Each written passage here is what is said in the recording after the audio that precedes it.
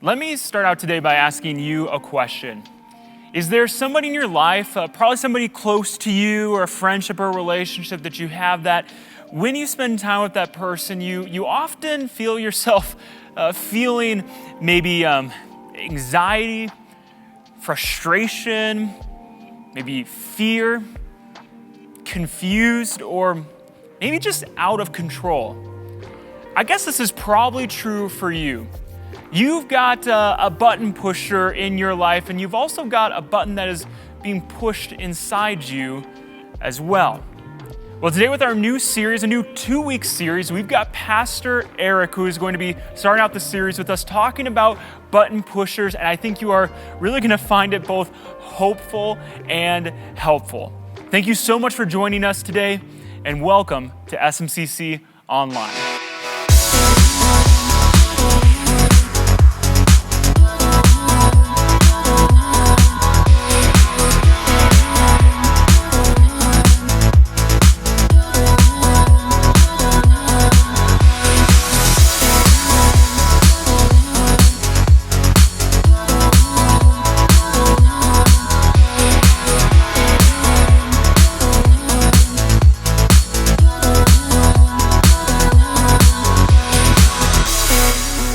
Ahead and jump into the message with Pastor Eric, but I want to kind of prime the pump a little bit.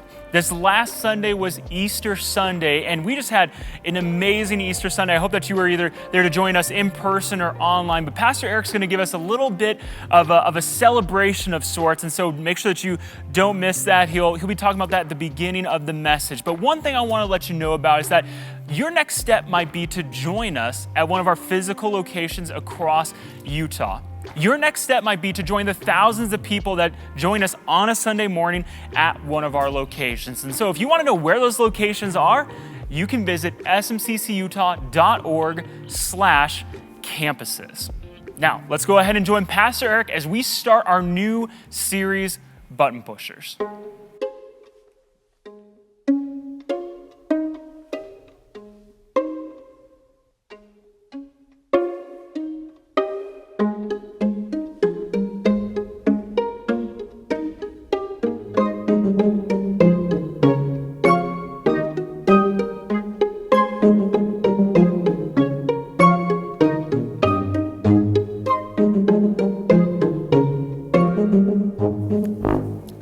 Well, hey, good morning. I'm Eric. I am one of the pastors here. Really glad to be with you.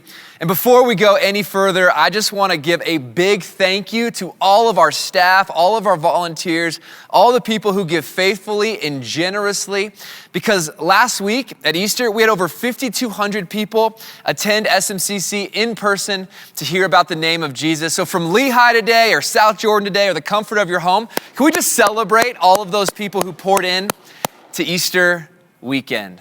Yeah, I'm so grateful for all of our teams. I'm grateful for you and what we get to accomplish together.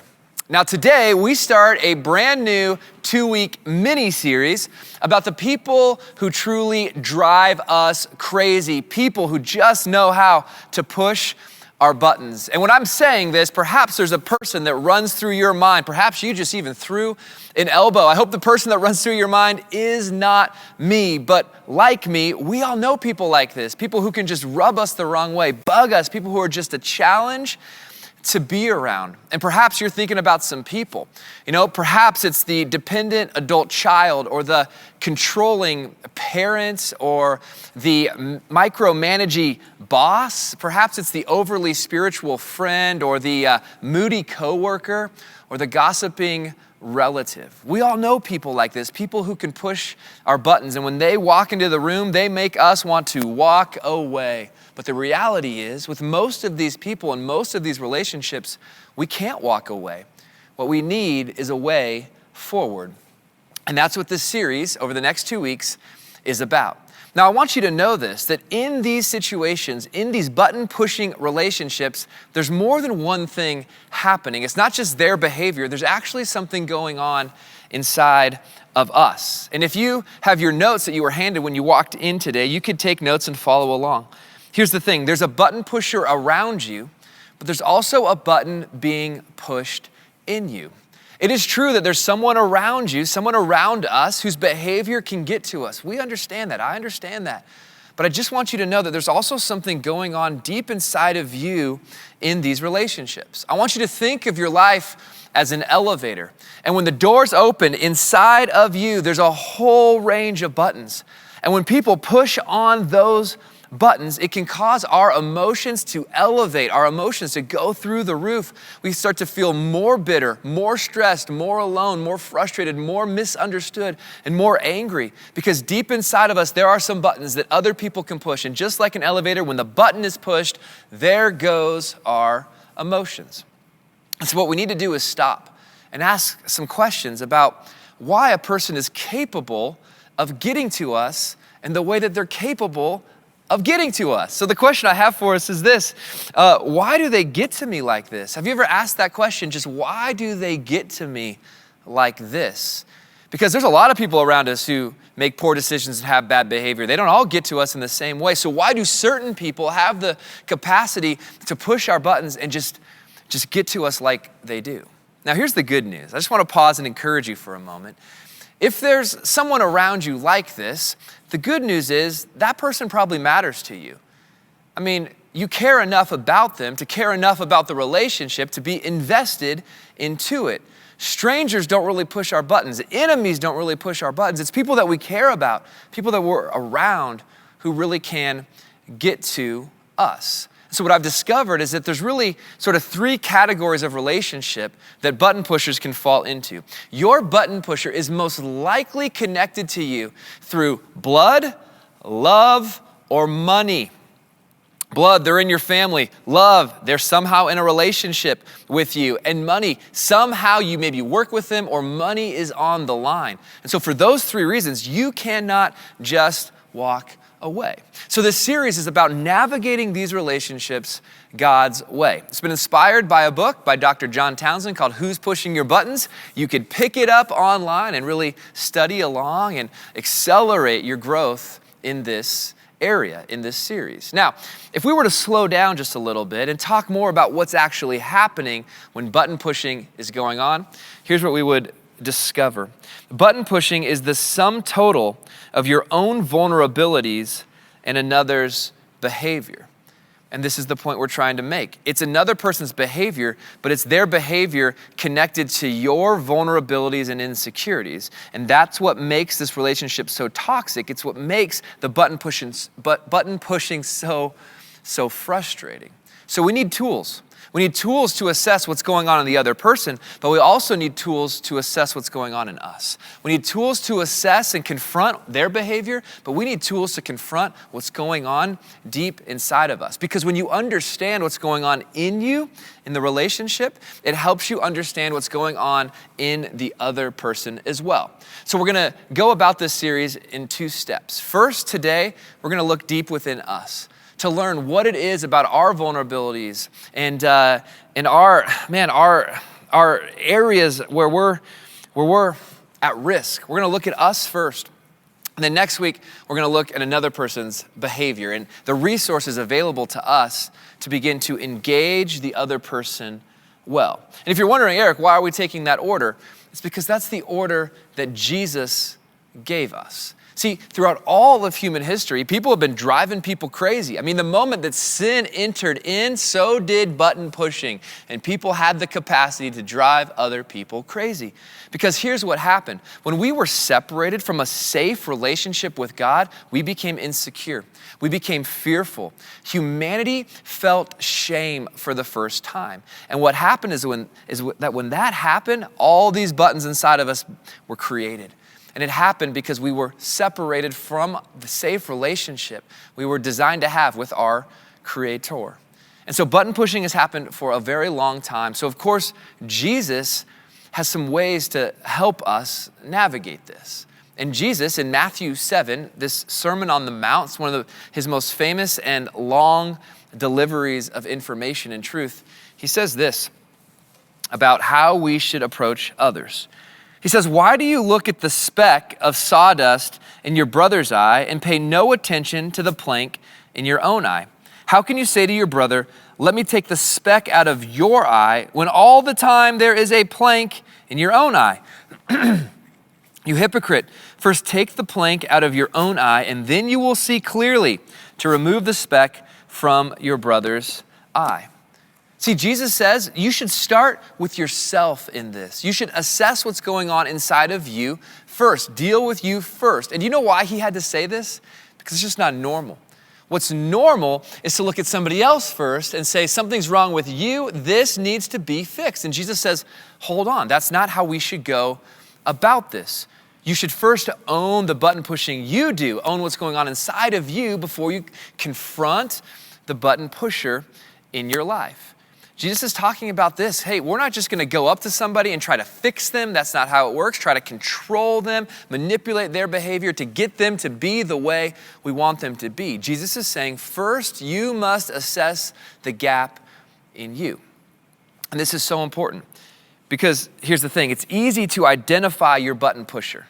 It's easy to identify your button pusher. I'm sure you have a few names coming to mind already in this series. What's much harder is to identify the buttons in you. It's easy to identify your button pusher. It is hard to identify your buttons. And so Jesus says in Matthew 7, you got to take a look at what's going on in your life first before you approach another person. So let's spend the next few minutes in the message doing that. I thought I would go first and talk a little bit about the plank in my own life, the plank in my own eye. There are two buttons that live inside of me. And if you push on one of these two buttons, you will be my button pusher. Just want to be a little vulnerable and transparent with you now. Do you know what those two buttons are?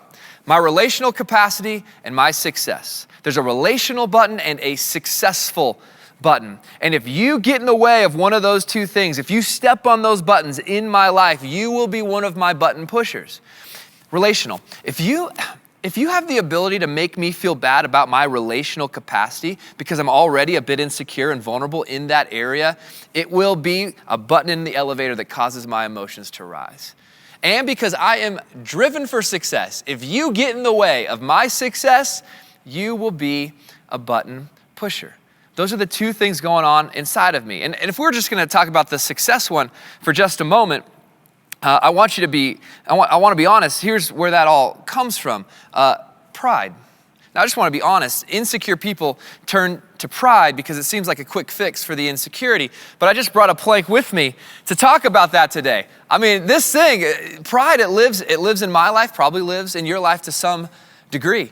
And that thing, it'll just kind of stick in my eye. And when that happens, you guys, it's hard for me to see clearly to help somebody else because I need to look carefully in my own life.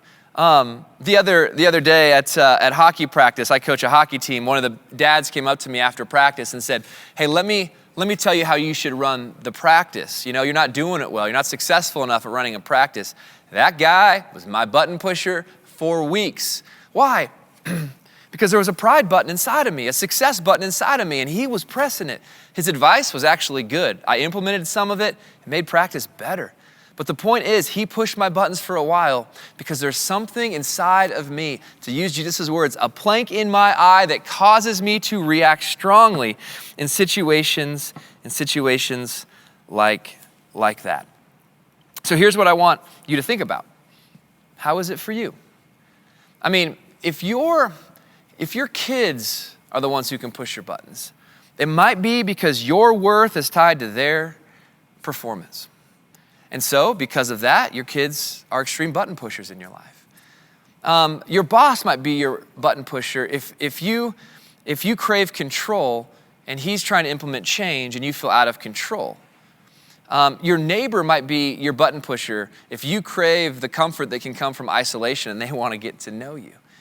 What I'm trying to get at is we have to identify why we have buttons that get pushed inside of our lives. I have a few questions to help us assess the buttons. Here are just a few.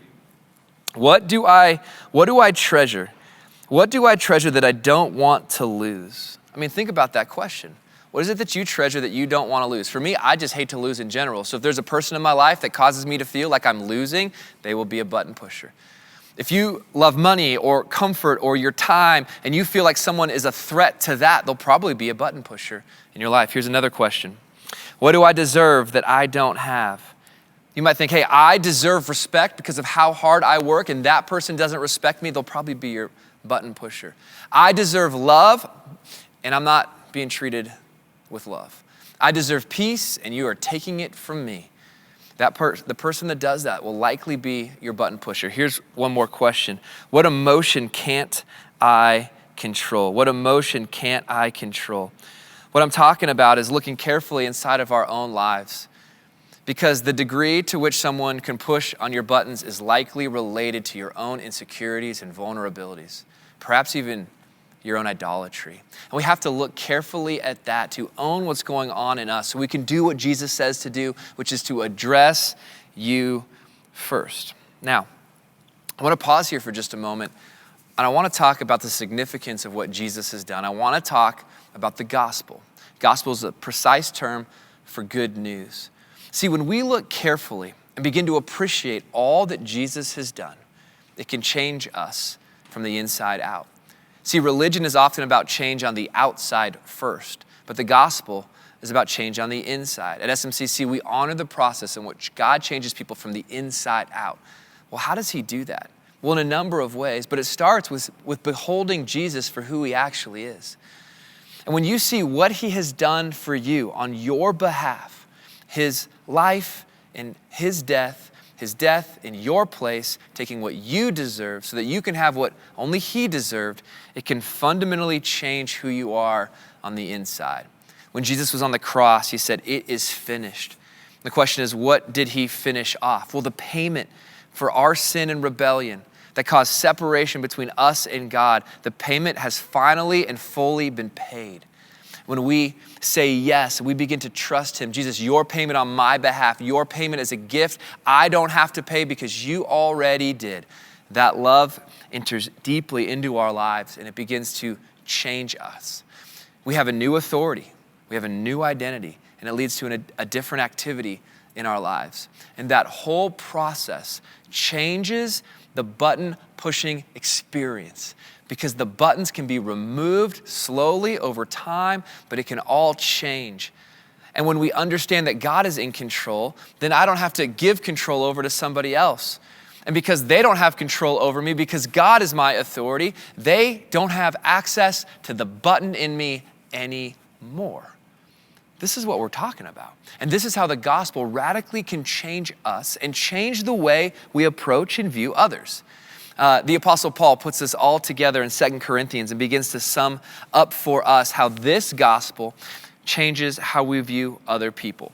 Look at what he says, 2 Corinthians chapter 5. For Christ's love compels us.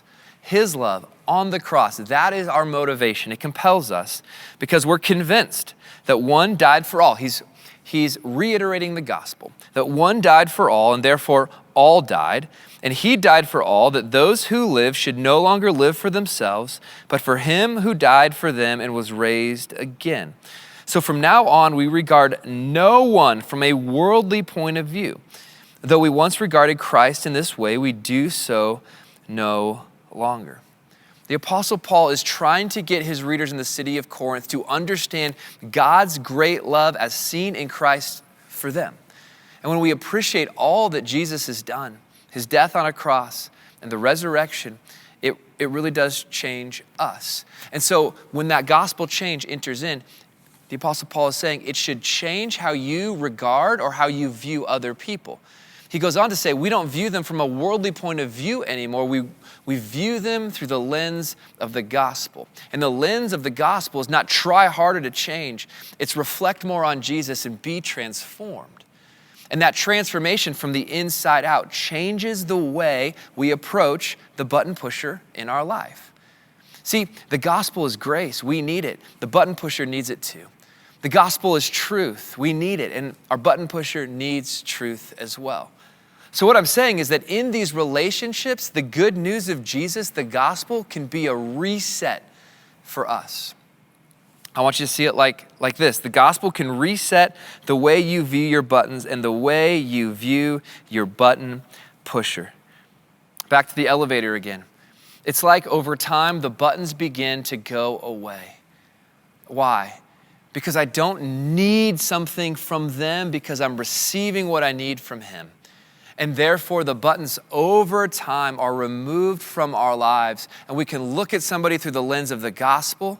We don't have to look to them to take care of our insecurity. We don't have to look to them to save us or love us because we're being loved and saved and redeemed by Jesus.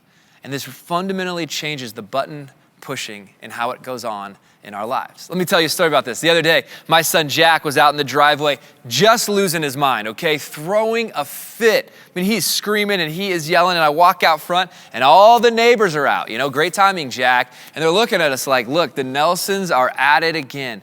And in that moment, he was my button pusher, okay? And I had to really pause and I had to reflect, how will I treat him in this moment? Will I yell at him and how will I discipline him? Will I do it in a way so that I think the neighbors, think well of me? I'm far more concerned about what they think of me than how I'll parent my son, It was this tense moment. But what I wanted to do was look at Jack through the lens of the gospel in this moment. And what it did is it took the energy, the fuel, the fire out of the moment. And rather than respond out of a heightened sense of emotion because my buttons had been pushed and the elevator in me took off, I wanted to respond through the lens of the gospel. And that's what I want us all to be able to do. So I was able to slow down and ask Jack to walk inside and have a conversation with grace and a conversation with truth. So I want to share a question with you, and I want you to reflect on this question. It's a pretty serious question, but it's a valuable one. What if you committed to view your button pusher as Christ viewed you?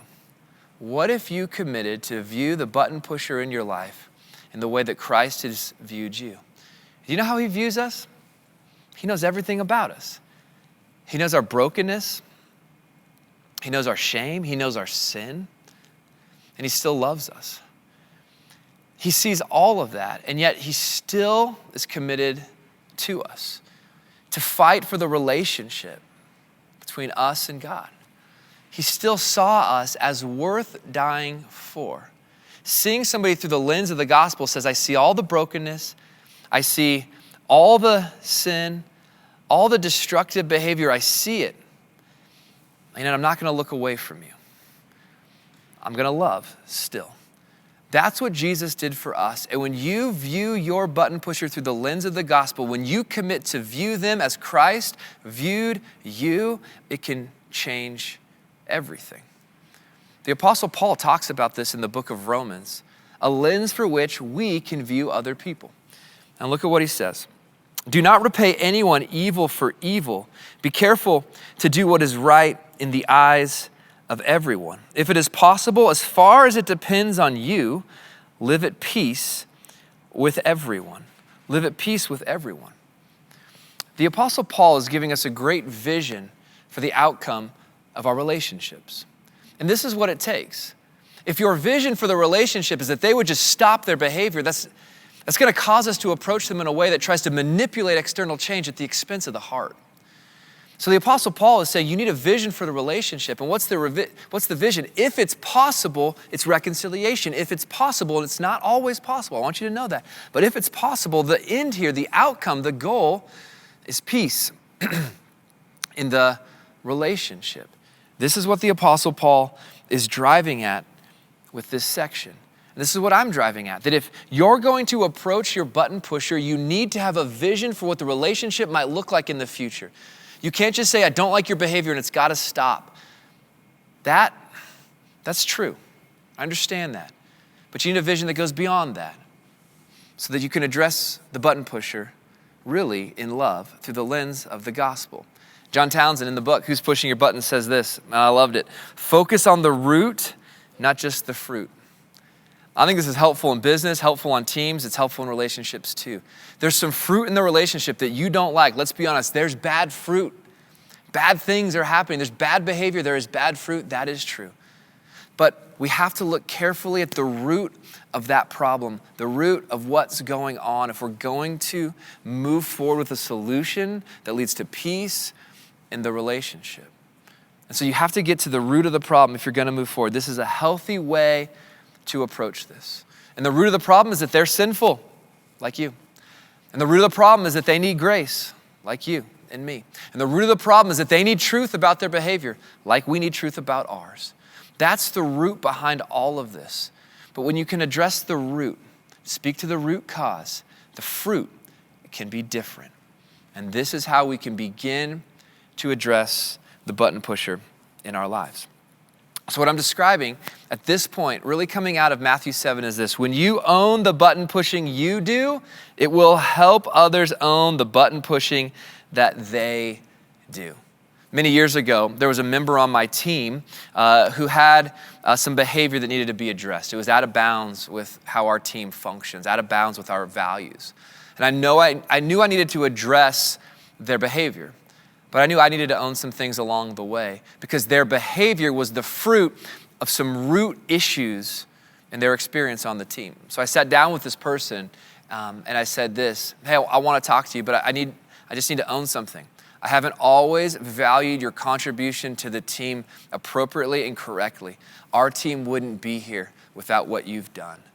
Because of what you've done, our team is better, and I just want to say thank you, and I haven't always valued that appropriately. I needed to own what I did first. I needed to own my part first, because when you own the button pushing you do, I guarantee it'll help the other person own the button pushing they do. And after I tried to own it, it created a moment in the conversation where then I could address the behavior that I needed to address. And this wasn't like a trick to get them to change or get them somewhere. It's just this is how relationships work. Now, at this point in the message, I imagine some people might be thinking this, Eric, I thought you were gonna give me some tips and tricks to approach my button pusher, and all that you've done is talked about what's going on in us. Have you let them off the hook? No, we haven't. We're actually going to address that next week. But we gotta do what Jesus said first. We have to start with what's going on in us so we can understand what's happening so that we can approach the other with greater understanding. We have to start there in all button pusher relationships. Now, before we wrap up, and we're starting to wrap up, I want to speak to something that is kind of a disclaimer, something that we need to talk about. And it's this right here. You have to measure the severity to plan your response. Measure the severity of the relationship to plan your response. Some of you can't wait till next week. You're in a situation that's scary and harmful, and waiting till next week to come up with other ways to address the button pusher is too long. You need help now. And if that's you and it's a very severe situation, I want to invite you to reach out to your campus pastor, shoot an email, connect with a friend, or even the police. You have to measure the severity of the situation to know your response and to develop a game plan. So let's talk though now about our game plan. I want to sum up what we've talked about today and sum up where we're headed next week. What we've said is this, yeah, there are button pushers around all of us, but there's also a button in us that we're allowing other people to push. And we got to figure out what that is. We have to begin to address it. And the best way to address it, what we've said, is to address it through the gospel. So look carefully at what Jesus has done, because when you receive what he has done into your life, it completely changes the buttons inside of you. And then when that happens, you can approach the button pusher through the lens of the gospel. And when you do that, you'll have a great vision for where the relationship might go in the future with your button pusher. A relationship that's life-giving, that's healthy, a relationship where there's peace. And once we have kind of all that in mind, we can then begin to craft a game plan for having a conversation with our button pusher. So next week, we're going to talk about all the resources available to us, resources like boundaries and our words and God's truth and all of these things that we can implement in the relationship and in the conversation to move forward with our button pusher. But we have to start with us first, because that's what Jesus has instructed us to do. Here's the bottom line of today's message. Even if they don't change, you can still have joy in Christ. I want you to know that. There's great hope. I mean, even if they don't change their behavior, you can still have joy in Christ, because when he is the source of your joy, you can have it. As a byproduct of following after him, you can be fully devoted and fully delighted. And when that person is no longer the source of your happiness, the source of your joy, the source of all that you need, when you're receiving that from God, you can then approach them not needing that from them, but simply loving them. And this is how, even if they don't change, you can still have joy. So on the way out today, you're going to receive a little button. I want to do something creative to help us remember this concept. You're going to receive a button on the way out today, and I want that button to be a reminder to you this week that you can reset the button pushing experience with the gospel. And so this week, when the kids are doing the thing, or the spouse is doing the thing, or the boss is doing the thing, just consider this. Push the button. And what I mean is really reset your approach to the relationship with the gospel, thinking about what Jesus has done for you and what that might mean and how you approach them. Because what if you decided to approach the button pusher the way that Christ approached you? So go ahead, grab that button on the way out, push that button, and I hope that it'll give you a brand new approach, an approach that honors God, an approach that works because it's his approach when it comes to your button pusher. Would you pray with me? God, I'm so grateful that you looked at my sin and loved me anyway. Looked at my sin and were gracious to me. Looked at my sin and told me the truth about it. And that because of that, I can respond to what Jesus has done. And I pray for all of us in the room that we would take a close look at the gospel, a close look at Jesus, to see exactly how he approached us in our brokenness, so that it will change how we approach others. And I pray that by building our life on you and all that you've done, it would change us from the inside out and truly change what buttons exist inside of us. That your love would replace our insecurity, that your goodness would replace the fear in us, that your humility would humble us out of our pride, and that therefore those planks that exist in me and exist in others would be removed by the gospel. And then we could approach the difficult people in our lives in a way that pleases you, a way that loves them, and a way that leads to peace. God, would you help us do that in this series for the rest of our lives? It's in your name, Jesus, that we pray. Amen. You have searched my heart, oh God. You have known my ways. Every detail and every thought, you reveal your grace and call me deeper. You will be the one I trust. You will be the one I love. Your goodness surrounds me. Your goodness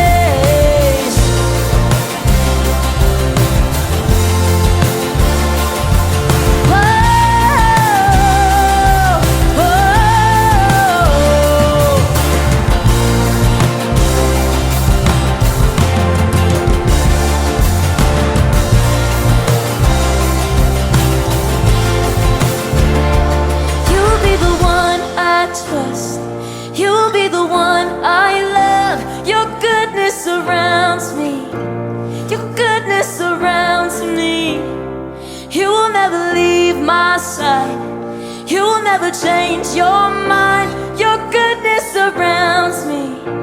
Your goodness surrounds me. Your goodness surrounds me. Your goodness surrounds me. Thank you, Trinity and the band, for leading us in that song. And I just want to also personally thank you for trusting us with your time today. If you found today's message both hopeful and helpful, I have a special favor to ask you. First off, this is a totally free and easy thing to do. I would just ask you for this personal favor. Please go ahead and subscribe to our YouTube channel if you have not already done that. And if you have already subscribed, that's fine. Just go ahead and like this video. Both those things are free and easy ways for us to reach more people with this hopeful and helpful content. Now, secondly, here's another way that you could help us out as well. You could join the hundreds of people that have decided and chosen to partner with SMCC financially. If you want more information on that, you can visit smccutah.org/give. Now, we're going to be continuing in our series Button Pushers next week, and I will be joining you guys to help walk through that with you. So I hope that you will join us either online or at one of our physical locations. Take care.